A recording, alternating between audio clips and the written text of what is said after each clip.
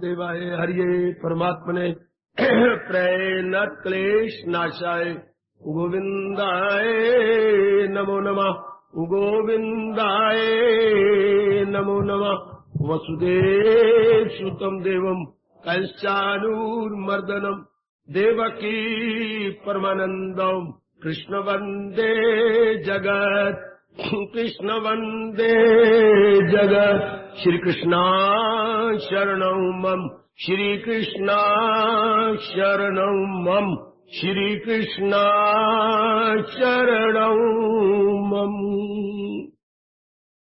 अहोभाग्यशाली कल्याण कामनी गीता अनुयायी मेरी देवियों, बड़भागी गीता के पैरोकार सज्जनों तथा धार्मिक भाइयों, 12वें अध्याय के दिव्य गुणों का वर्णन, विस्तार, विधि, उपाय सुनने से पूर्व हम नारद भक्ति सूत्र के आधार पर कल से भक्ति के विषय में एक बार फिर बड़े उत्साह और रुचिपूर्वक श्रवण करने चले हैं। कल मैं कुछ अपनी आंखों से देख रहा था आपके मस्तक को। प्रसंग तो आपको बहुत अच्छा लगना भी चाहिए था क्योंकि आपके मनो अनुकूल है, लेकिन एक प्रश्न आपकी आंखों में मैंने पढ़ा। ये तो बिल्कुल सत्य है जो परिभाषा भक्ति की गई और पहला बताया गया, भजनम भक्ति, कोई शक नहीं,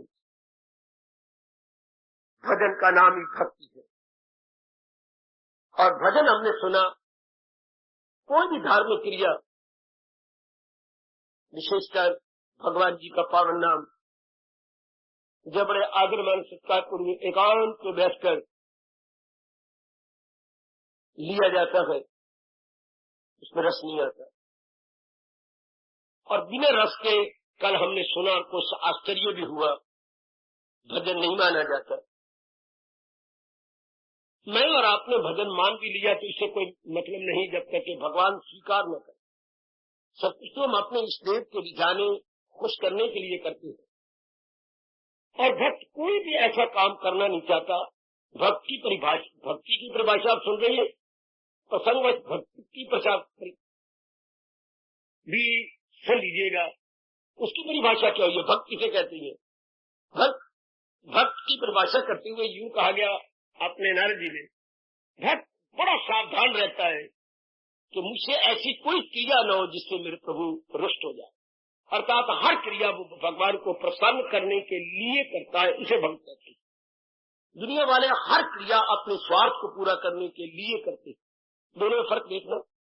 वो भगवान को प्रसन्न करने के लिए करता है, रियल एंड जीनियन भगत। और संसारी आदमी हर क्रिया अपने स्वार्थ के लिए, चाहे कैसी भी कोई क्रिया हो, अपने इसी मुझे क्या लाभ होगा, ये आजकल तकिया कलाम बना हुआ नर नारी का। मैं इसमें जो अपने आप को लगूं, मुझे क्या लाभ होगा। अम्बाला की रोली में आपको कई बार सुनूंगा, मन्नू क्या लाभ होगा अगर मैं इसमें लगूं से ही, मन्नू क्या मिलेगा, रब मन्नू क्या देगा, क्यों करूं मैं, सिर के पट्टू अपना, यो अपनी बोली बोलेंगे। अगर मैं करूंगा मन्नू क्या मिलेगा, तो वो हर बात में मन्नू क्या मिलेगा, तो फन्नू क्या मिलेगा। भगत ये कहता है मेरी भगवान मेरे से प्रसन्न होंगी या नहीं। आओ आपके आंखों से पड़े हुए इस प्रश्न का मैं उत्तर दूं। नारद जी ने तो कोई कसर नहीं छोड़ी, बहुत विस्तार किया है। भजनम भक्ति कैसे है, इसकी विधि क्या है, अति सुंदर। शायद आज सारा समय इसी पर बीत जाए। अर्थात रस है। जब हम एकांत में बैठे, जब आप भजन की अवस्था में है, एकांत जरूर होना चाहिए। चाहे दोपहर को एकांत मिल जाए, लाभ उठा लो, क्योंकि दोपहर के समय सब गए होती है। कोई पढ़ने चला गया, अब आपकी आफत आ जाएगी, छुट्टियां हो जाएंगी, खून पिएंगे बच्चे आपका गिन गिन के। तो इधर श्रीमान जी भी घर में नहीं होते। फिर भी हम सबको किसी न किसी तरीके से समय निकाल लेना चाहिए एकांत, और उसमें बैठ के अभ्यास करना चाहिए। जब तक के रस नहीं है, रस आ जाए फिर तो अगर आप घर में कहीं बैठ जाएंगे, ये अवस्था से परे हो जाएगी। पर ये अवस्था बने कैसे कि रस आए? सुनो, एकाग्रता पूर्ण। मैं सिर्फ पहले को ले रहा हूं, भजनम भक्ति, बाकी को शायद न ले पाऊं। भजन का नाम भक्ति है, भजन में रस कैसे आए?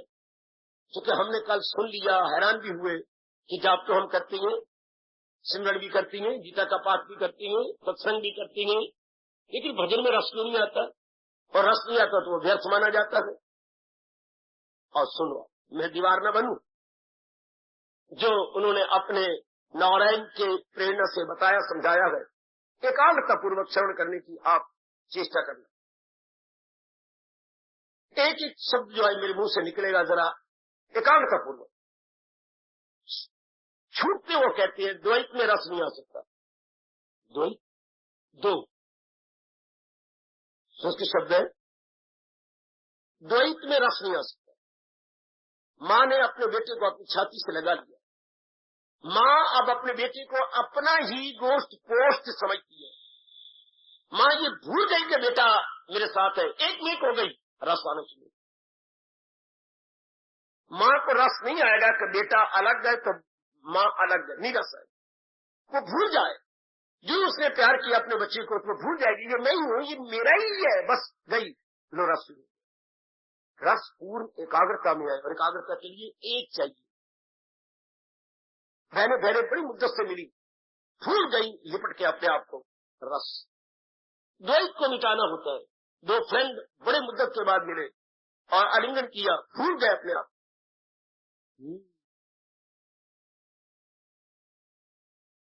कभी आपको पालम अड्डे हवाई जहाज के जाना पड़े, वहां से 10-10, 12-12 सालों के बाद, इस से लंबे समय के बाद बच्चे आती हैं अपने मिलने के लिए, तो माँ बाप आए होते हैं। एक बार मेरे कहने पर यह दशा देखिए, किस तरह माँ पहले लिपटती है पुत्र को, जब माँ, और कितनी शोर मचा, मैं नहीं मचा सकता तो मेरे शरीर ठीक नहीं, कितनी शोर मचा के बच्चे को मिलेगी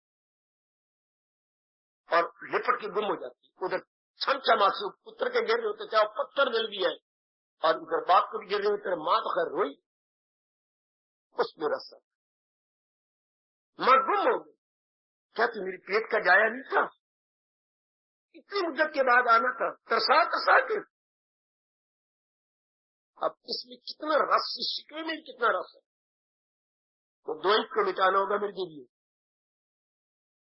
लो इस पर प्रकाश डालो। अब है ये भक्त और भक्त, और मेरी तरह आप नहीं एकले हैं, जिम्मेवारियां हैं, माँ बाप बहन भाई सारे हैं। अब एक अनेक हो गए, माँ बाप बहन भाई पति पत्नी अपने बच्चे, फिर पिताजी की तरफ से आती है रिश्ते, माँ जी की ओर से आती है, अनेक बन गए। अब सुनिए नारद जी का शानदार, नारद कहूं या नारद के मुख से नारायण बोल रहे हैं कि बार बार ये पक्का कीजिए, अगर जल्दी रस लेना है भजन में, मां नहीं है, अगर भगवान ने आपको शक्ति न रखी होती, भगवान की शक्ति से ही मेरी माता जी जिंदा। मां और भगवान को एक कर लो। मां अपने आप में नहीं है, मां भगवान के कारण से है। पिताजी अपने कारण से कोई वजूद नहीं रखते, उनके सत्ता केवल भगवान के कारण से, उनकी पर्सनैलिटी केवल भगवान के कारण से है। अगर भगवान अपनी शक्ति निकाल लें, पिताजी नहीं रहे। इस तरह अपनी पत्नी को, अपने बेटों को, जहां जहां आपका मन बटा हुआ, उनको एक कर दो। कितनी सच्चाई है, कितनी सच्चाई, देवी देवताओं को भी एक कर लो। भगवान अपनी शक्ति से इनको चला रहे हैं। स्वामी जी स्थान दिया करते थे, अपने घर के अंदर कितनी इलेक्ट्रिक पॉइंट है, लेकिन है करंट तो एक ही है। इलेक्ट्रिक पॉइंट कितनी है, कहीं फ्रिज चल रही है, कहीं हीटर चल रहा है, कहीं आप कपड़े प्रेस कर रही हैं, हाँ, कहीं कुछ टीवी चला रहे हो, अब नहीं, कहीं बिजली का पॉइंट है, कहीं ट्यूबें चल रही है, कहीं पंखे, टेबल फैन, सीलिंग फैन सारे चल रहे हैं, कहीं रूम कूलर चल रहा है, लेकिन इसके सारों के पीछे करंट एक ही है। हाँ, इसमें तो एकता है ना। ये दृष्टांत बहुत अच्छा है। आपके बड़े काम आए। इलेक्ट्रिक पॉइंट कई हो सकते हैं और करंट तो कई नहीं होगी, करंट तो एक होगी। इसी तरह जहां जहां हमारा मन में देवी मेरे शरीरों बटा हुआ है, हाँ बटा रहे, लेकिन भगवान की सत्ता तो एक ही। देखो कि जिसमें से भगवान की सत्ता गई वो न हो, चाहे कितना नियरेस्ट और नियरेस्ट हो, अगर से निकटतम और प्रियतम क्यों न हो, लेकिन कोई मैं नहीं रखता कि भगवान अपनी शक्ति निकाल ले, जिसको हम गीता जी के अनुसार आत्मा कहते हैं। भगवान अगर अपनी दैवी शक्ति निकाल ले होती है, इसको अब हर एक में देखो, इतना बार बार देखो कि आपको एक नजर आए। मेरे पर तो भगवान बड़ी जल्दी कृपा होगी कि जब ये पाठ मैंने पढ़ा और अपनाने को, भगवान करे मेरी से जल्दी आप ये अकल में आ जाए जल्दी बात तो बिल्कुल ठीक है। अगर वो भगवान की डिवाइन पावर नहीं तो रिश्ते ही खत्म है। माँ को मायनी की इतनी लाश करती हूँ, पिता को पिता ही नहीं कहेंगे, फौरन रिश्ता हमारा बदल जाता है। सभी मुंह फेर लेती हैं, दम निकल जाने की बात, सब के सब द्वैत को मिटाना होगा आपको। क्या जब भी आपका मन जाता है, पति के साथ बड़ा प्यार है, भगवान करे बड़ी उम्र उसकी हो, लेकिन है भगवान की शक्तिदारी से, श्रीमती आपकी बहुत अच्छी है, भगवान करे और भी अच्छी हो जाए, लेकिन है भगवान, इसमें तो कोई निकार की बात नहीं। हम लोगों को ये पाठ पक्का कराना होगा, चाहे एक दिन में कर लो, 100 दिन भगवान करना लगे। स्वयमेव सर्वं मम देवते, इसके बिना कोई चारा नहीं दे। ओ मेरे सज्जनों और काल कृष्ण आंखों में लिए बैठी देवी, इसके बिना और कोई भी चारा नहीं। क्या मैं आखिर में आना यही है, स्वयमेव सर्वं मम देवते। मैं कहां तक गिना हूं, तुम मेरी माता, तुम मेरे पिता, तुम मेरे बंधु हो, तुम मेरे सखा हो, तुम मेरी विद्या हो, तुम मेरे द्रव्य धन हो, तुम ही मेरे धन हो, पर प्रभु मैं अल्पज्ञ हूं, कहां तक गिना हूं। सच्ची बात यह है कि तुम भी मेरे सर्वस्व, ये आखिर में आकर पक्का कर, सर्वस्व, ऑल इन ऑल, सबने लिखियो आप, ऑल इन ऑल। अंग्रेजी में इसलिए बोलता हूं कि आप जल्दी पिकअप कर, ज्यादा आपको समझना, क्योंकि ये शब्द आम चल पड़े हैं समाज में। ऑल इन ऑल है, आप मेरे सर्वे सर्वा है, उर्दू वाले कहेंगे सब में सब कुछ। ये बड़ा प्यारा शब्द है स्वामी जी का, सब में सब, कि प्रभु आप मेरे सब में सब कुछ, द्वैत खत्म। इसके बाद रस न आए तो मुझे आके पता नहीं। अगर ये बात आपकी बुद्धि में बैठ गई है देन एंड देन, एक ही प्रभु की सत्ता इन सबको चला रही है। इस श्लोक पर बार बार, आधी श्लोक पर बार बार विचार किए। सब ज्ञान वालों में 13वां अध्याय, जानी वही कि फानी में गैर फानी, इस पर बार बार विचार किया। इस पर बार बार, या इसके अगले जो पूर्वार्ध है उस पर सोचो, जो है कुछ नजर तो नजर में रही जिस पर विश। अब जहां हम अरेक बैठे हुए हैं, लेकिन जात तो एक ही है, मेरे में वही है, आप में की कोई गपशप नहीं, ये बिल्कुल सत्य बात है। जात वही है जो ज्योति स्वरूप है, जो तारीकियों से बहुत दूर है, वो सारों में है। या शरीर से हम देखते हैं, कोई नर है, कोई नारी है, कोई दरिंदा है, कोई परिंदा है, कोई चरिंदा है, कोई मानव है, कोई दानव है, ये सिर्फ बाहर के चोले से। और अगर महाराज जी की सत्ता से देखा जाए तो सब एक ही शक्लें तो ये शरीर में है। जैसे एक ही खान से आप लाए, आपने कटिंग डाली तो फराक बन गया, उन्हें अपनी बनाई तो ऊपर शर्ट बना दी, कपड़ा वही है, सिर्फ कटिंग फिटिंग में फर्क, कटिंग फिटिंग में फर्क। प्रकृति के पास एक ही खान है जिसे 5 तत्व होती है, उसमें से प्रकृति ने कटिंग फिटिंग में फर्क डालती, यूं नारी बना डाली, यूं नर बना डाला, यूं कोई पक्षी बना डाला। यह है खान वही एक ही है, 5 तत्वों का खान, उसमें से अलग अलग कटिंग फिटिंग, नो डाउट। अब हम लोग जो भजन से रस लेना चाहते हैं, यस अभी अभी ले लो, है वही एक ही साथ।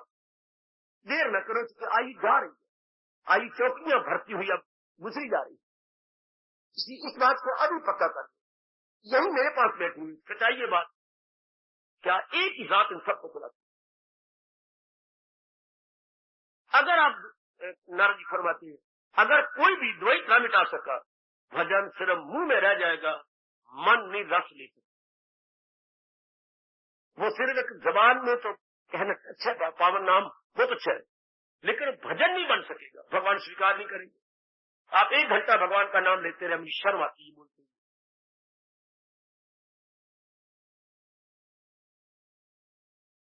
लेकिन रस नहीं आया, भगवान स्वीकार नहीं। स्वीकार तब होता है जब हम उसमें गुम हो जाए, जब उसमें हम एक मेक हो जाए, और एक मेक तभी होता है जब हम द्वैत मिटाते, द्वैत है ही नहीं। यही तो योग माया का चक्कर है। इसी को तो भगवान ने चाहे मजाक से कहा गए, चाहे सिद्धांत से कहा गए, इसी में तो अर्जुन की खलकत तमाम परागंदा रहती है, यूं समझ। या यूं कहा इससे ईसा कोई, इस मेरी माया से कहां कोई पार। माया का मतलब क्या? एक में अनेक को सच मानना, एक में अनेक को देख के इन्हीं को सच मानना, और अनेक में एक को देखना, ये मेरे भगवान की विशेष कृपा होता। अनेक में जैसे पाठ पढ़ा रहे नारद, अनेक में एक को देखते जाओ, और बात सच्चाई की है, ये अहोभाग्य हो गए। और अनेक को सत्य मान के एक ना मानना, ये बदकिस्मत, बड़ी गंदी किस्मत कि अनेक को सत्य मान लेना। हालांकि अनेक हमारी आंखों के सामने जा रहे हैं, अनेक टिक नहीं रहे, अनेक वारी वारी करके जा रहे हैं। तो एक ही सत्य है जिसने कहा था मैं अनेकों की सृष्टि बना रहा हूं। वही जात जिससे खुदाई, जिससे, ऐसे शब्दों को जरा आगे रख के समय निकाल के सोचा करो। वही जात मेरे इष्टे जिससे खुदाई हुई। कैसे? यूं कहा करो, वही पिता जिससे गृहस्थी हुई। आपने पिता का चित्र रख लिया करो सामने, यही मेरे पिता जिससे गृहस्थी हुई, जो सारी 3 मंजिलों पे छाई हुई, ऊपरी मंजिल पर, नीचे मंजिल पर, नीचे सारी बहनें हुई रहती है, कोई भाई है, ये कोई भाभियां नीचे ऊपर है, एक पिताजी के कारण से। इस तरह एक परम पिता के कारण से सब लोग। अब इसको बिठा लीजिए। अगर आप कह बैठ गई, आप बेशक यहां भी भजन कर लो, आपको रस समझ चक्रमान उसे एक में जम गया। जब तक आप अनेक को एक में नहीं बदलते देवियों, ये सबका अनुभव है, भजन नहीं हो सकता। भजनम भक्ति, भक्ति तो तब है जब भजन करते हुए, जाप करते हुए, या उनके गुण गाते हुए। भगवान के गुण भी गाने हो ना, तो 3 गुणों पर अपना मन टिका लेकर उसको चिंतन में जाप नहीं करें। और तो भगवान का ये देने ऐसा कभी ना हो, पर कभी शिकायत हो रही होती है आपकी, मैं जाप कर थक गई। भगवान के 3 गुणों पर विचार किया, सिर्फ 3 पर, उनके तो अनेक गुण है, अगणित गुण है, पर विशेषकर 3 गुण तो आपके लिए बहुत जरूरी है। वो सत्य है, वो चित्त है, वो आनंद। इन तीनों पर बड़ा रस आएगा। जैसे मैं आपको नमूना देता हूं, भगवान ही सत्य है। उन्होंने जितनी सृष्टि बनाई है, जो अनेक बना दी है, ये कुछ दिनों के लिए है और फिर नजर नहीं आए। इसलिए ये सत्य वो होता है जो हमेशा रहे, और फिर दीदियों सजनों उसमें कोई परिवर्तन ना आने पाए। सत्य उसको कहती है जिसमें कोई परिवर्तन ना आने पाए। जैसा हमने आज देखा, अनुभव किया, परसों देखा, साल बाद, युगों बाद, वैसे ही अनुभव होगा। अनुभव में कोई अंतर नहीं आएगा। इसलिए शरीर असत्य है, आज कुछ है, कल कुछ है, महीने बाद कुछ होंगे, साल बाद कुछ होंगे। स्थान भी ऐसे असत्य है, बदलते जा रहे हैं। जब से आप माला में कितनी तब्दीलियां आप देखें, स्थानों में, अपने परिवार में कितनी तब्दीलें देखी, ये असत्य है। जिनमें परिवर्तन की संभावना हो, उसको हम अपने वैदिक सनातन धर्म के अनुसार सत्य नहीं कह सकते, वो असत्य। सत्य तो एक जैसा हमेशा रहेगा, हमेशा का भूतकाल में, वर्तमान में और भविष्य में। इन तीनों कालों में जरा भर भी अंतर नहीं आता, इसलिए भगवान सत्य है। अच्छा, चलो आगे। चेतन, भगवान चित्त है। चित्त है अर्थात उनमें चेतन, उनमें शक्ति है जो इन जड़ चीजों को चला रही है। शरीर तो हमारे जड़ है, ऐसे भेद किया करो। शरीर जड़ है, भगवान की शक्ति चला रही है।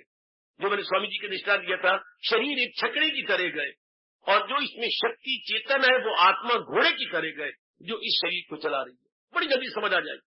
You will pick up very soon, in no time. शरीर एक छकड़ा है, जस्ट लाइक ए कार्ट, और आत्मा जो हमारी है वो हॉर्स है। एक दिन वो जल्दी आ रहा है जबकि घोड़ा इस शरीर से खोल दिया जाए, है बाबा? हाँ, घोड़ा इस शरीर से खोल दिया जाएगा तो शरीर धड़ाम से उसी तरह पड़ा होगा जैसे कटांगा आपने देखा होगा, ये छकड़ा देखा होगा। आगे बंबू जमीन पर पड़े होती हैं, जैसे किसी ने 303 की गोली मार दी हो, यूं आगे पड़ा हुआ है। जो घोड़ा खोल दिया गया, छकड़ा पड़ा है, तो जब आत्मा का घोड़ा खोल दिया जाएगा, शरीर बिल्कुल एक मिट्टी के ढेले की तरह या पत्थर की तरह पथरा जाए। ये अभी हम पक्का कर लें कि केवल भगवान की सत्ता जो चेतन है वो चला रही है। तीसरा गुण भगवान का आनंद है। भगवान आनंद के घर है। आनंद, क्योंकि जो सत्य होगा वो चेतन जरूर होगा, और जिसमें ये दो गुण होते हैं वो आनंद का घर होता है। वाह, ये अनिवार्य बात है। जो चीज सत्य होगी वो चेतन होनी चाहिए, जड़ चीज सत्य नहीं हो सकती। तो जो सत्य भी हो, चेतन भी हो, तो वो आनंद देगी। That is the embodiment of Anand, bliss. हम उसे आनंद का साकार रूप कहेंगे देवियों। वो आनंद का साकार रूप है मेरे सजनों। ऐसे गुणों पर लेकर के फिर इसको साथ ले लिया। वाह मेरे भगवान, वाह, आप तो हो सत चित आनंद, और दुनिया इसके उलट है। दुनिया असत्य है।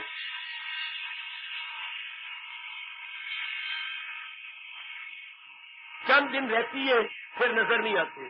दुनिया को बाजारों में जाके मत देखो, संसार को कोई गली महलों में मत जाकर देखो, अपने घर में देखो। जब से आपने होश संभाली है, क्या से क्या हो गया। और अगर शरीर आपका है तो चंद दिनों के बाद देखना इस घर में क्या से क्या हो जाएगा। इसलिए ये असत्य है। जिसमें परिवर्तन आता रहे और सदा एक समान न रहे, उसको हमारे शास्त्र असत कहती हैं। असत्य, हाँ, दुनिया असत्य, वो निकली दुनिया भगवान सी है। भगवान सत्य, यही तो ऋषियों की समझ में नहीं आया। आज तक किसी भी महात्मा की समझ में ये बात नहीं आई, भगवान अगर सत्य है तो दुनिया असत्य है। क्योंकि अगर माँ बाप ने हमें पैदा किया तो माँ बाप का स्वभाव हमारे हर एक में होगा। फर्क इतना होता है, किसी में माँ का स्वभाव ज्यादा, किसी में बाप का स्वभाव। इसका भी विशेष कारण है। शास्त्रों ने यहां तक भी खोज कर दी है कि किसी में माँ का स्वभाव ज्यादा क्यों है और किसी में बाप का स्वभाव ज्यादा क्यों है। शाबाश, एक में माँ की शक्ति ज्यादा गई है पैदा करती बात, एक में पिताजी की शक्ति ज्यादा गई। इसलिए जिसकी शक्ति ज्यादा काम कर गई है वही स्वभाव लेके वो आए। ये भी कर्मों का चक्कर, पिछले जन्मों का। तो लेकिन स्वभाव तो माँ बाप का दोनों का होगा। किसी में चेहरा माँ की तरह गए लेकिन स्वभाव बाप की तरह गए।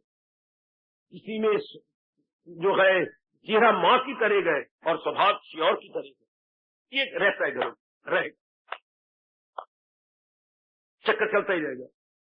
लेकिन दुनिया का स्वभाव भगवान की तरह क्यों नहीं? कोई जवाब नहीं। भगवान ने जब आप चेतन थे तो असत वस्तुओं कहां से निकालनी? ये तीन गुण, ये पांच तत्व, ये भी चेतन होनी चाहिए थी। खैर, मैं डिस्कशन नहीं करूंगा इसका, कोई जवाब ही नहीं। अगर भगवान चेतन है तो ये जड़ क्यों है? और भगवान अनंत के घर है तो ये सब चीजें दुखदायी क्यों? वो अपने मुख से क्यों कहती हैं तुझे दुख की दुनिया आई? तो आप तो अनंत के घर हो, तो ये क्यों दुख का घर है? जवाब कोई नहीं। अगर आपने इन तीनों गुणों पर विचार करना हो, यूं विचार किया करें। जब जाप करने का दिल ना चाहे तो मैं बताया तो तीन गुण है।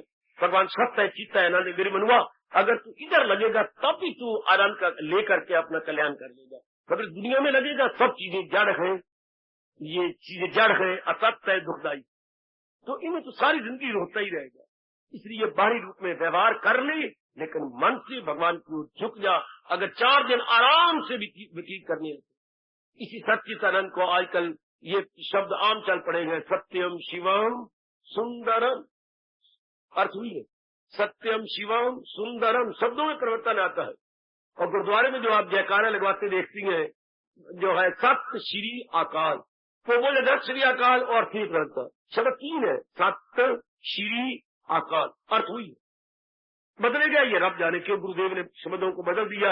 अर्थ हुई है सच्चिदानंद, बेटे अर्थ हुई है सत्य चित्तानंद कह दिया। सत्य श्री, श्री होती दौलत लक्ष्मी, लेकिन वो अर्थ उसी में है।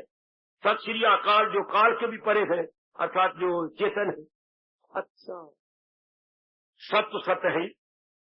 आहा, तो ये बात कब पता लगती है? सत श्री काल आगे आप लिखने में वो हर एक के लिखे होते, या जब आप गुरु ग्रंथ साहब देखेंगे तो सबसे पहले ऊपर लिखा होगा एक ओंकार सतगुरु प्रसाद। ये बातें कब पता लगती है? सतगुरु जब प्रसाद कृपा करे, जब कोई पहुंचा हुआ कृपा करे, तब ये बातें समझ गया।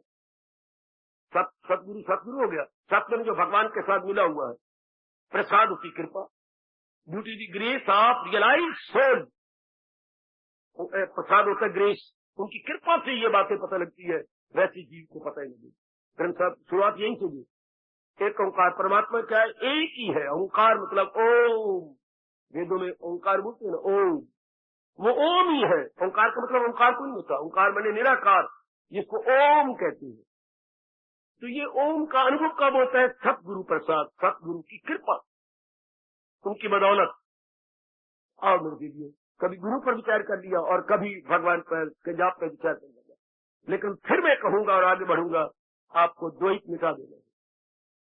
बेशक रातों जागना पड़े, लेकिन द्वैत मिटा दे। द्वैत नहीं है। भले ही हमें अनेक नजर आते हैं अपने घर के अंदर, जहां हमारा मन बटा हुआ है, लेकिन शक्ति तो एक ही काम कर रही है। मन में बिठा लो, बुद्धि बिठा लो, एक ही शक्ति काम कर रही है। इसमें कोई शक नहीं, इसमें कोई जो है जरा नहीं, क्रॉस एग्जामिनेशन नहीं है। तो आप ये भी कह सकते हैं शक्तियां अनेक है, शक्तियां अनेक नहीं होती, शक्ति के टुकड़े नहीं होते हैं, शक्ति के टुकड़े नहीं होते, शक्ति को इकट्ठा नहीं किया जा सकता, वो कोठे भर ले। Power can never be stoled, power can never be dissected, power can never be divided. चलो 13वां अध्याय, तकसीम उसकी मुश्किल है जी शऊर, मगर उसका हर शय में हिस्सा। वाह मेरे प्रभु वाह, आप जिस तरह किसी को भाग विभाग कर देती है, कोई भी चीज लेकर इसको भाग कर देती है, भगवान के भाग विभाग नहीं होते। वरना अगर भाग भगवान को विभाग वाले तो भगवान जिंदा रहता, मर गया होता। क्योंकि जिस चीज के आप भाग विभाग कर लेती हैं वो चीज नाशवान होती। तो जो चीज सख्त होगी, यू कैन नेवर डिवाइड। आप क्या मैं डिवाइड करूं, नहीं हो सकता। डिवाइड स्थूल चीजें हो सकती हैं, लेकिन वो नष्ट हो जाएंगी। भगवान नष्ट नहीं होते, इसलिए वो क्या है, इनडिविजिबल, इनडिविजिबल, उनको हम भाग विभाग नहीं कर सकते। इससे समझ लीजिए जरा। और एक का में आ गया,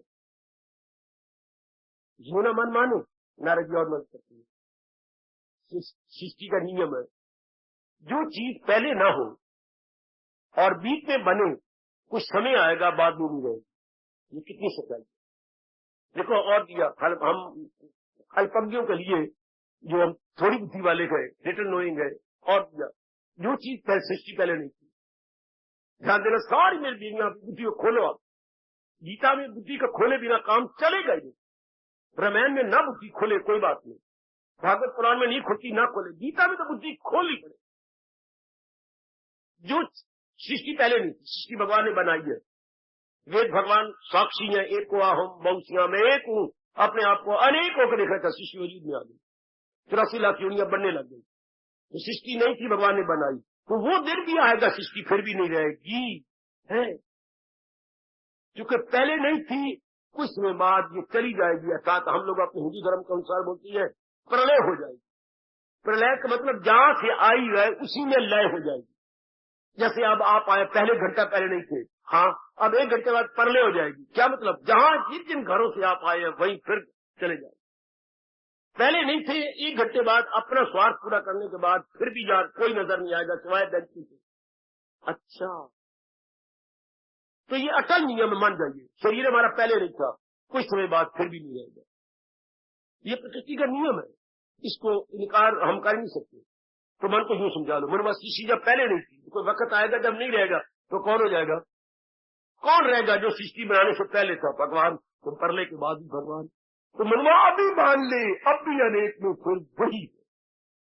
परले के बाद जो मानेगी तो फिर हमारी साधना नहीं बनेगी, भजन तो बनेगा ही नहीं। जो चीज पहले नहीं थी बाद में भी नहीं रहेगी, अब भी वही सत्य है। बस अब मान लेना आप जैसे अच्छी किस्मत वालों का। परले के बाद कौन रहेगा, जो सृष्टि बनाने से पहले था, वही जात जिससे खुदाई हुई। या यूं कहा, मैं अव्वल में आखिर में हूं, दर मैं ही आदमी, मैं ही मध्य में, मैं ही अंत। पर वो बातें बड़ी ज्ञान भरी है, ये दृष्टांत भरी है बात, ज्ञान भरी बात नहीं नारद जी बताती, दृष्टांत भरी बताती है।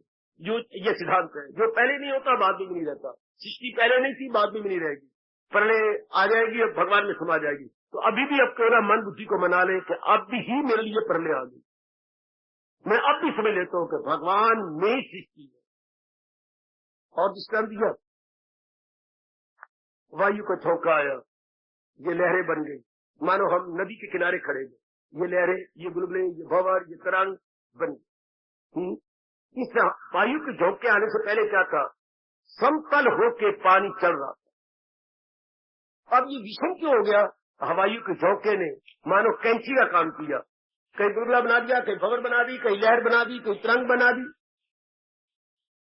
देवी सजनों, वायु ने क्या कर दिया, 6-7 घोड़ों की बकी हो, लेकिन चलाने वाला जो सारथी है वो एक ही, जिनको भगाई जा रहा है वो 6 नहीं है, घोड़े 6 गए लेकिन सारथी एक। इस तरह शरीर को इसी वक्त पक्का कर ले, नारी का चोला यही पक्का कर, फिर चाहे दोपहर बैठो चाहे सवेरे बैठो, क्या प्रातः काल बैठो, मन आपको उसमें गुम हो जाए। अब जाए किसमें? पति में जाए, है तो वही। मेरी पति को कौन चलाता है, मेरी पत्नी को कौन चलाता है, मेरे पुत्र जिसमें मेरा मन फंसा हुआ था उसको चला कौन रहा है, उसकी जान प्राण कौन है? वही मेरे इष्टदेव, वही तो इनकी जान प्राण है। सब जान वालों में जानी वही, सब इसको बार बार कहो, सब जान वालों में, या साथ ये चलती फिरती चीजों में, ये मूवेबल ऑब्जेक्ट में, ऑब्जेक्ट 2 प्रकार के, इमूवेबल और मूवेबल, चलने फिरने वाली चीजें जिसको हम हाँ, मूवेबल इमूवेबल में कौन चाहे? भगवान जी तो है, मेरे इष्टदेवी है। अब मुझे बताना मन आपका कहां जाता है? कितनी ठोस बातें हमारे पर बड़ा भारी उपकार करके अनुभवी हमारे लिए बता गए, समझा गए। कितनी ठोस बातें, अनेक नहीं है, एक है। नहीं आप मन मानता तो परले दिखाइए, संसार में परले आएगी तो क्या होगा, हुई फिर एक का एक, ये सब नाम रूप क्या हो जाएगा, सब नाम रूप 5 तत्वों मिल जाएंगे, तो फिर क्या होगा, धरती पानी में गल जाएगी, उल्टा सिस्टम चलेगा। पानी को जो है ये खींच लेगी आपका सूर्य और ये तीनों चीजें हवा में खत्म, और ये चारों तत्व फिर क्या आकाश में, और आकाश भगवान जी के अंदर। परले यूं नीचे से सृष्टि बननी हो तो ऊपर से आकाश, पवन, तेज, मैं ठीक बोल गया, जल और पृथ्वी। और जब प्रलय आ जाती है तो पृथ्वी गल जाएगी जल के अंदर, जल फिर अपने तत्व सूर्य के अंदर, सूर्य पवन के अंदर, पवन आकाश के अंदर, आकाश भगवान जी की जात में, और 3 गुण ऐसे समाती है, सप्त गुण में रजोगुण और तमोगुण समाते, फिर भगवान की जात, बस इसको पढ़ लेते हैं। ये नाम रूप तो पहले तत्व में गुम हो जाएंगे। हाई ऐसी पहले से जैसे शास्त्र में तो हम पहले कर ले, हम पहले ले आए अपने आंखों के सामने प्रलय, तो फिर क्या होगा, जो आज में था अब प्रलय के बाद भी वही होगा। मेरे भगवान जी, जिसके लिए भगवान ने कहा मैं वो बीज हूं जो न होगा फना, अविनाशी बीज हूं मैं। इस संसार का बीज कौन है, जड़े जिसकी ऊपर तले डर, बीज भगवान जी है। लेकिन ये जो यहाँ के बीज होते हैं ये तो नाश हो जाएंगे, या अगर भून दे तो भी इनकी सत्ता खत्म हो जाती है, लेकिन भगवान इस त्रिलोकी के बीज है, इनकी सत्ता खत्म नहीं, ये हमेशा रहती है। अब आपका मन टिक जाना,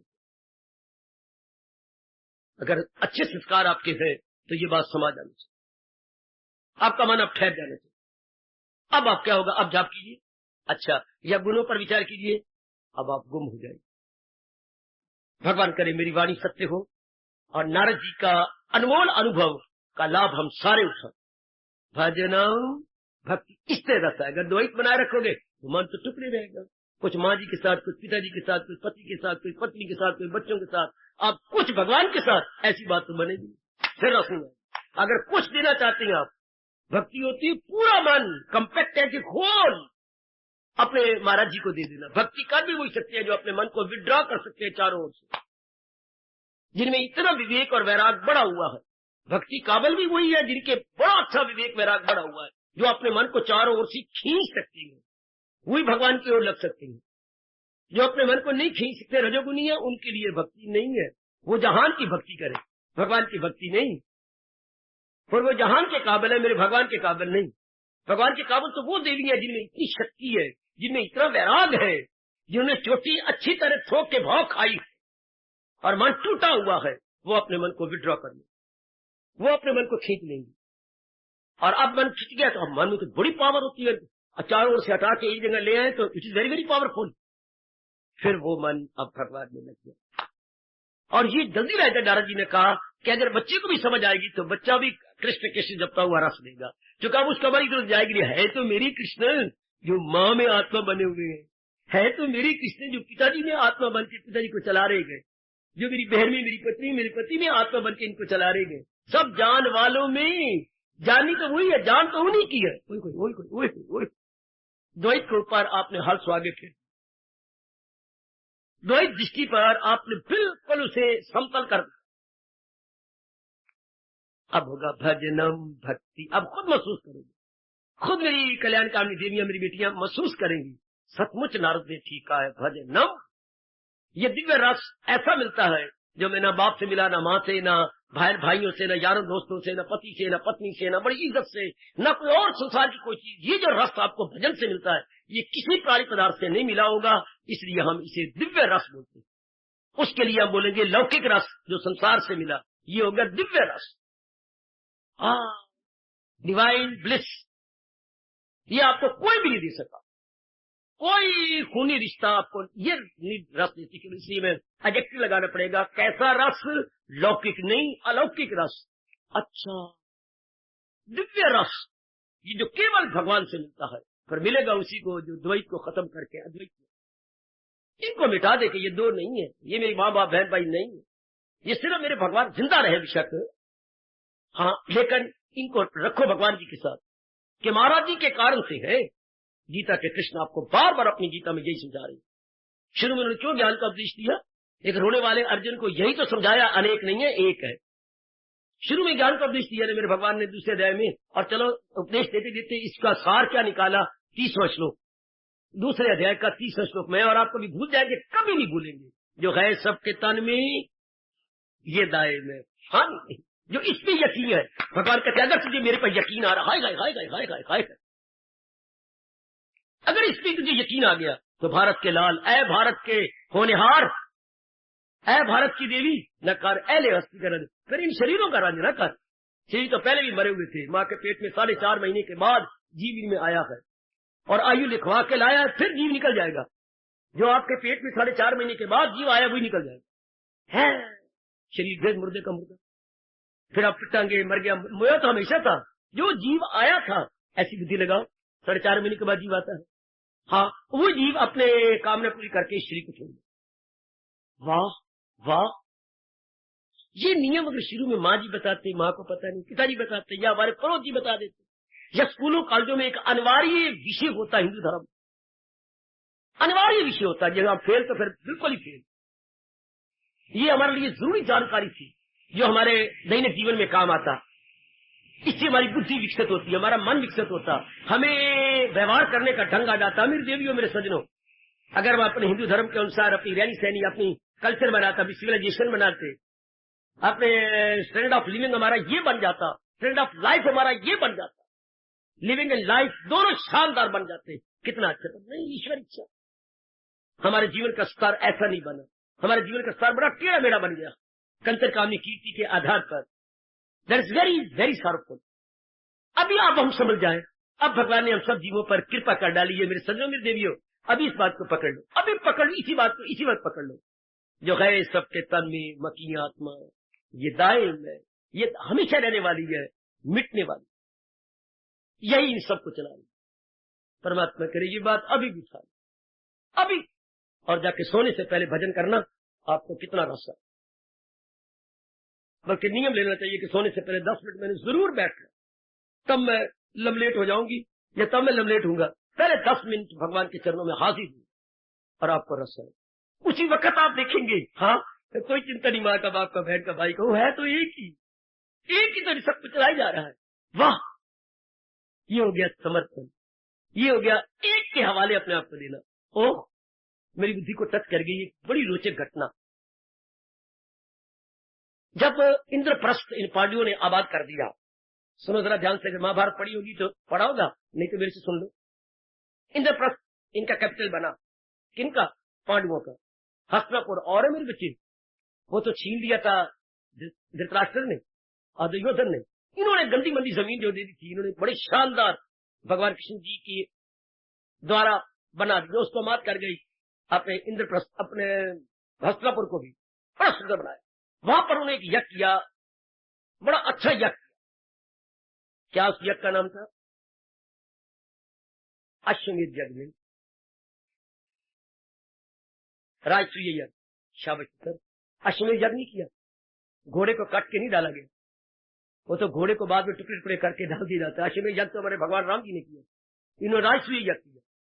तो फिर सारे आए और विशेषकर भगवान जी उसके बिना, अब फिर आपको खुश करूं, भगवान जी अकेले नहीं आए, अपनी सारियां पटरानियां लेके आए, सब पटरानियों समेत। ये पहली घटना थी जब भगवान जी अपने पटरानियों समेत पहुंचे। बड़े धूमधाम से राजसूय यज्ञ किया गया, बड़े धूमधाम से। अच्छा, उसके बाद उनके मन में, पटरानियों के मन में एक बड़ा भारी प्रश्न था। जब अपने द्वारका में थी, बड़ा भारी प्रश्न। अब उन्होंने पकड़ लिया द्रौपदी को, द्रौपदी कोई ऐसा कमरा नहीं जहां आप हो और हम सारियां बैठ जाए, कोई नर ना आए। ऐसा जरूर होगा, मैं अपनी बोलियों को, दासियों को अभी हुक्म देती हूँ कि जब तक हमारी वार्ता रखता कोई अंदर ना आए। हाँ, ऐसा कर। सब पटरानियां और द्रौपदी को बीच में सेंटर में बिठा के फिर ये पटरानियां बैठ गई। पर हमें ये बात बता, तुम जो कुछ कहोगी, मुझे अटूट श्रद्धा है अपने भगवान पर, आप उनकी पटरानियां हैं, मेरे लिए पूजनीय। आप बताओ क्या प्रश्न है? हम जब द्वारका में थी के बारे में बहुत कुछ सोचती रहती थी, आज भगवान ने हमारी भावना पूरी कर दी। तू बता, नहीं बता, तेरे पास कोई टोटका है, कोई मंत्र है, तंत्र है क्या? हमारे एक ही भगवान जी है, एक ही हमारे पति है, हम दिलो जान से उनको खुश करती रहती हैं, फिर भी पूरे खुश नहीं होते। नहीं पंचालिए, तेरी 5 पति है, तेरे पास क्या टोटका है, तू हर एक को कैसे खुश कर लेती है? और सारी तेरी पे जान कुर्बान करती है, हमें लगता ही नहीं कि ये 5 है। Very interesting question, very interesting. Panchali, तू हमें बता, कोई और प्रश्न तो कर लो। नहीं, बस यही हमारे मन में आंख में तिनकी तरह रखता है। तू इन 5 को तो पंचाली है ना, तो इन 5 को कैसे खुश कर रही है? और हमें ये 5 लगते ही नहीं, हमने बड़े गौर से देखा है, ये हमें एक ही लगती है। तेरे पास टोटका है ना, कोई मंत्र तंत्र किसी महापुरुष ने दिया है ना, फिर तेरे पास क्या क्या गुण, तेरे पास क्या है? जो जवाब आया वही हमारे महापुरुषों ने भक्ति के विषय में बताया। क्या जवाब देती है द्रौपदी? देवियों, मेरे प्रभु की और भी कृपा आप पे हो। मेरा मन कह रहा है कि ये प्रभु की प्रेरणा से आपने प्रश्न किया, और मैं उन्हीं की प्रेरणा से उत्तर दे रही हूं जो मैंने अनुभव किया। मेरे पास कोई मंत्र नहीं, मेरे पास कोई तंत्र नहीं। हाँ, और ना ही मंत्रों से पति कभी अधीन किए जा सकते हैं। फिर तूने क्या किया? मैंने पूर्णपेण अपने आप को उनके हवाले कर दिया। पूर्णपेण, ध्यान देना उनकी शब्द, मनसा वाचा कर्मणा, मैं इनकी बन चुकी हूं। मेरी कोई तमन्ना, मेरी कोई स्वभाव, मेरी कोई ख्वाहिश नहीं। जिस समय में जिसकी होती हूँ, पूर्णपेण उसकी होती हूँ, इसलिए वो मेरे प्रेम बहुत ही एकमेक है। यही महापुरुष कहती हैं, द्रौपदी की तरह भगत जब तक पूर्णपेण अपने मालिक का बन नहीं जाता, तब तक भजनम भक्ति वो सिद्ध न कर। मैं पूर्व द्रौपदी, द्रौपदी तेरे चरणों में हम सबका बार बार, मैं नहीं कह रहा सारी पटरानियां ही झुक गई। ये बात हम आपस में अहम पना रखते। सत्यभामा कहती है मेरी जैसी दानार नहीं, और रुक्मिणी कहती है मैं कितनी सुंदर उमरली, कितनी उन्होंने कोशिश करके मुझे हार के ले गए थे।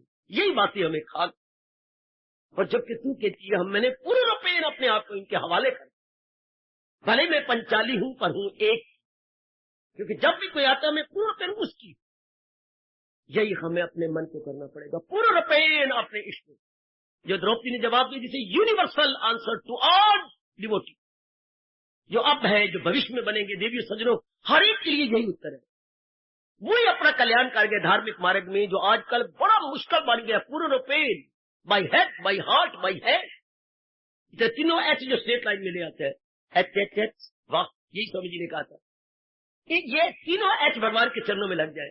पहला एच हेड, दूसरा एच हार्ट, तीसरा एच हैंड। ये तीनों एक ऐसी हो जो इसमें इरादा, वो मन में विचार, वो कर्मों द्वारा कर देता। ऐसे जीव भजनम भक्ति सिद्ध कर, उनको मेरा अनेक खत्म हो, उनका अनेक, इस बात को कभी ना छोड़ना। आपको भगवान की कसम, मैं कसम दिला के कह रहा हूं, अनेक को खत्म कर दो। ये आज का दृष्टांत में आज तक लाभ उठा रहा हूं, बहुत लाभ आज तक, और जब तक मेरा शरीर का है तब तक लाभ उठाता रहो। अनेक नहीं है, एक। अनेक देखने में अब जहां नजर आता है, अनेक आप बैठी है, अनेक आप है, अनेक भाई है, अनेक है, लेकिन असलियत देखी जाए तो सारे एक सत्ता से चल रहे हैं। एक भगवान की करंट हमें चला रही है। हाँ, अब इस करंट को अगर करंट अंग्रेजी बोलो तो डिवाइन कहना पड़ेगा। डिवाइन करंट हमें चलाई जा रही है। अब बताइए आपको क्यों ना रास्ता है, आप उसी में मत टिक। है तो वो एक ही। ये अनेक तो धोखा है और वो एक ही तो है। और भगवान ज्ञान की तारीफ भी यही कर रहे हैं।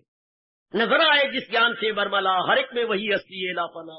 और नजर आए जिस ज्ञान से बरमला, हर एक में वही असली है जो कसरत में वहदत की पहचान। इस अनेक में जो से एक की पहचान है।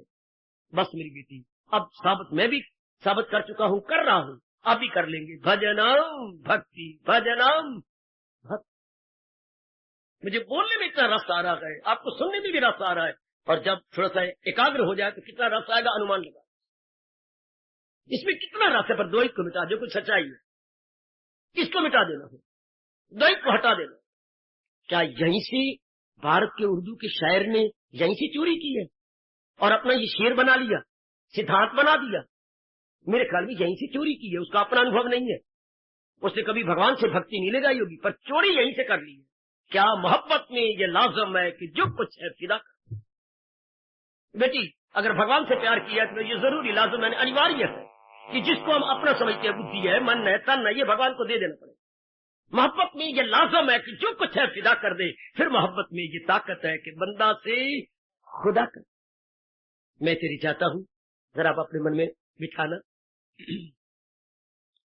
मोहब्बत में ये लाजम है कि जो कुछ गए फिदा कर दे। मोहब्बत में ये लाजम है कि जो कुछ गए फिदा कर दे। फिर मोहब्बत में ये ताकत है कि बंदा से खुदा कर दे, खुदा कर दे, खुदा कर दे, खुदा कर दे, खुदा कर दे। मोहब्बत में ये लाजम है कि जो कुछ है फिदा कर। फिर मोहब्बत में ये ताकत है कि बंदा से, क्या मतलब, नर से नारायण फिदा करना का मतलब निछावर कर। एक बार तो अपने आप को निछावर कर देना, एक बार। फिर उर्दू का शायर, उर्दू का कवि फिर चोरी करता है। मिटा दे अपनी हस्ती को अगर कुछ मर्तबा चाह, अगर कुछ बनना चाहती एक बार मिटा दे अपने आप।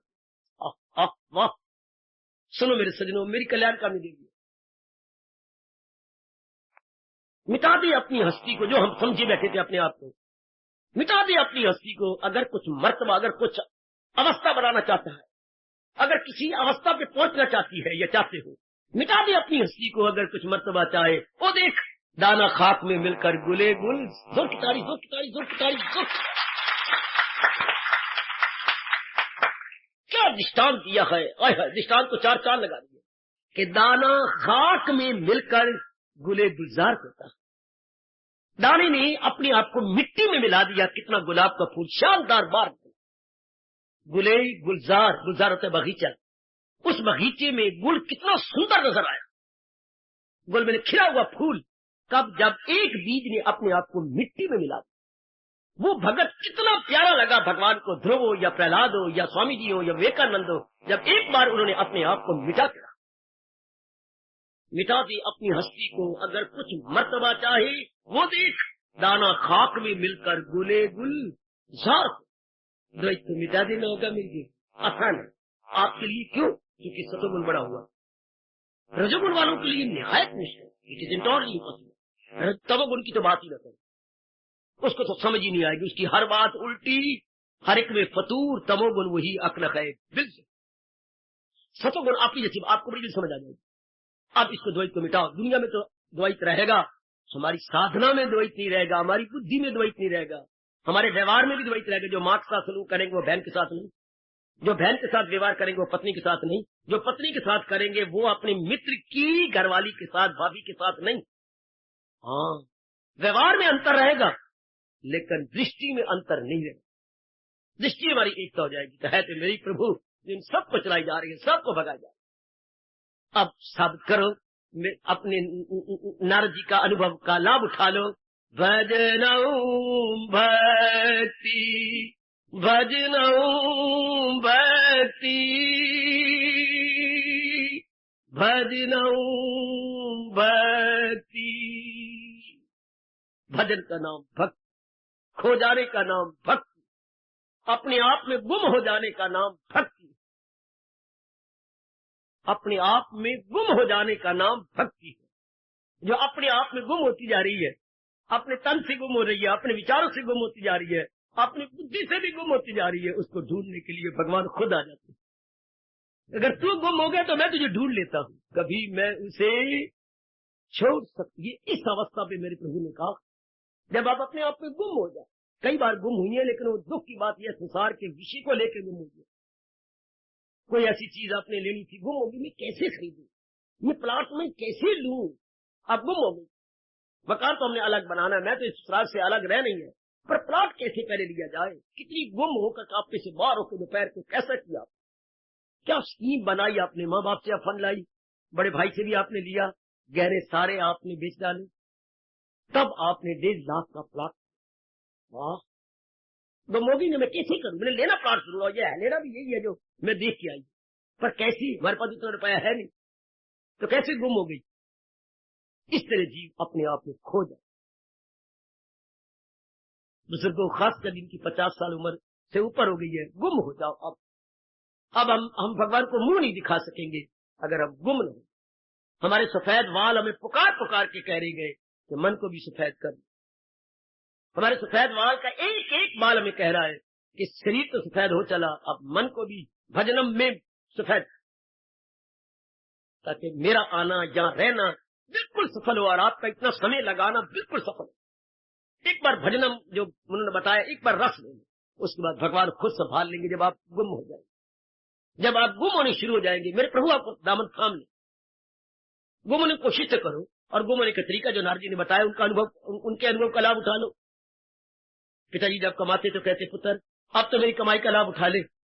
जब भी हम मांगते थे, कई बार, हर बात तो नहीं बोलते थे, कभी कभी ये बोलते थे बेटियों सजनों कि बेटे आप तो मेरी कमाई का लाभ उठा रहे, हाँ जब मैं बड़ा हो जाऊंगा फिर मुझे भी ऐसे देना। और मैं लिपट के रो पड़ता, पिताजी ऐसे क्यों कहती हैं।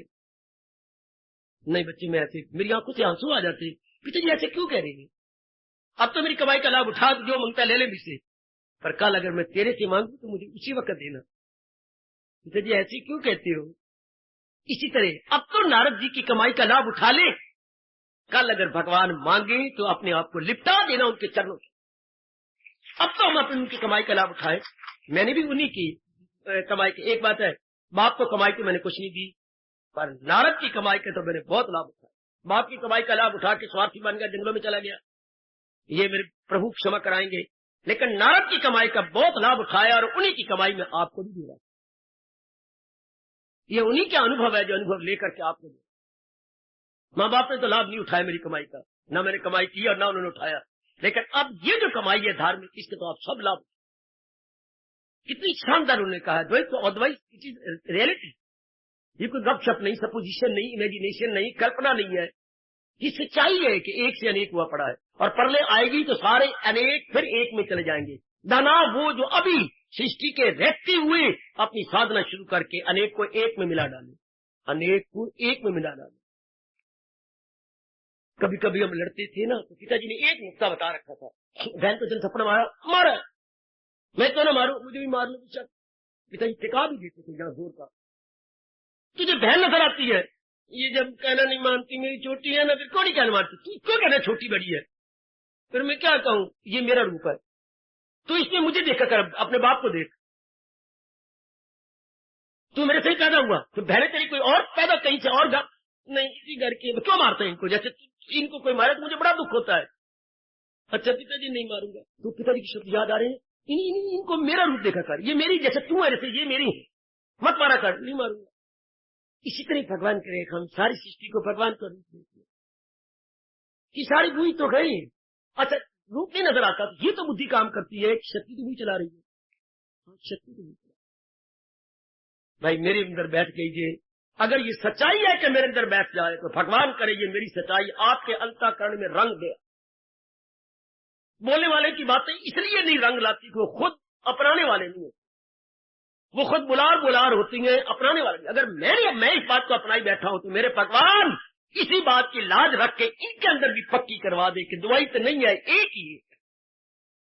सृष्टि में द्वैत रहे, पर हमारे अंतःकरण में आज के बाद द्वैत न रहे। वरना मैं कैसे आपको अनुभव कराएंगा? हनुमान तो छाती फाड़ के दिखा दी कि मेरे अंदर राम, ये मैं कैसे दिखा दूं आपको कि भजनम भक्ति किसे कहती है? भजनम भक्ति उन्हीं वही अनुभव कर लेती है जिन्होंने इसको एक में ले आए। अनेक है तो एक ही मेरे कन्हैया, एक ही मेरे इष्टदेव, एक ही मेरे गीताधारी, इनको चलाई जा रही है। बस बात होगी खत्म। चल यही से अब बड़ा मजा आता है भजनम भक्ति का। ये उनकी मेहरबानी, उन्हें विधि बताई कि भजनम भक्ति कैसे हो।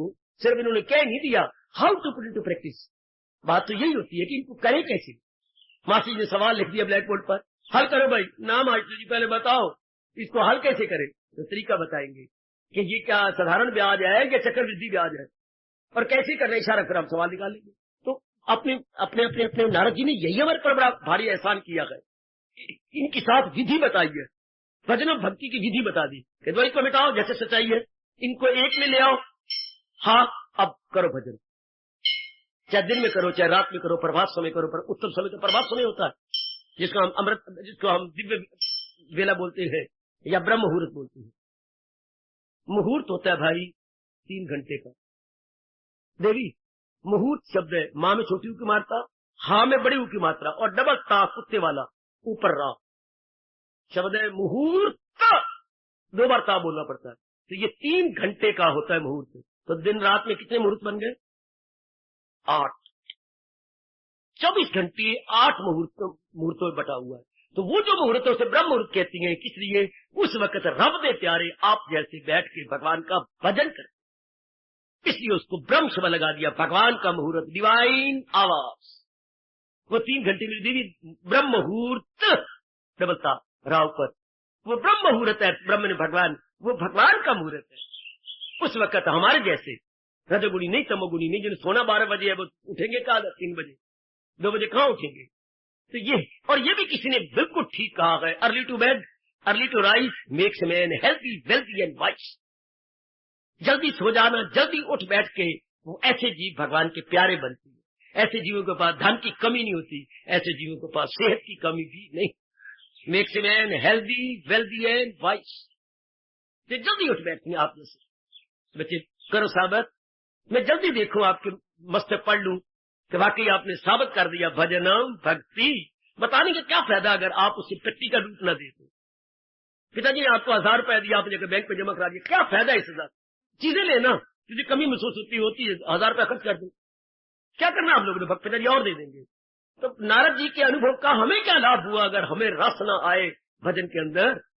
मैं तो भाई इस बात को इस तरह मानता हूं कि उस रुपया का कोई फायदा बैंक पे जमा करवा दिया, भाई उसको क्रियात्मक रूप में ले आओ। जो कमी महसूस होती थी, मेरे पास ये नहीं, मेरे पास हमें रस नहीं आता था, तो और नारद जी का अनुभव का लाभ उठा ले। ये जो तप की दौलत होती है, ये वो दौलत है जो दुनियावी दौलत से खरीदी नहीं जाती। तप की वो दौलत है जो दुनियावी दौलत से नहीं खरीदी जाती। तो फिर किससे खरीदी जाती है बोलिए? अगर दुनियावी दौलत से नहीं खरीदी जा सकती तो तप की दौलत किससे खरीदी जा सकती है? भक्ति से। और भक्ति किससे ली जाती है? भूल जाती हो टाइम से तुम। अरे भाई अटूट श्रद्धा से, हक्कुल यकीन से, अनशेकेबल फेथ से। श्रद्धावान लपटे ज्ञानम आपके गेट के ऊपर बाहर लिखवा दिया, श्रद्धा से। ये तप की दौलत जो दुनियावी दौलत से नहीं खरीदी जाती, तो श्रद्धा से खरीदी जाती। पहले हमें अटूट श्रद्धा करनी पड़ती है, फिर हम जुट जाते हैं, बस वो हमारी बन जाती है, वो हम फिर अनुभव कर लेते हैं। यह है भाई तरीका भजनम भक्ति को क्रियात्मक रूप दे। हार्दिक धन्यवाद। आशीर्वाद।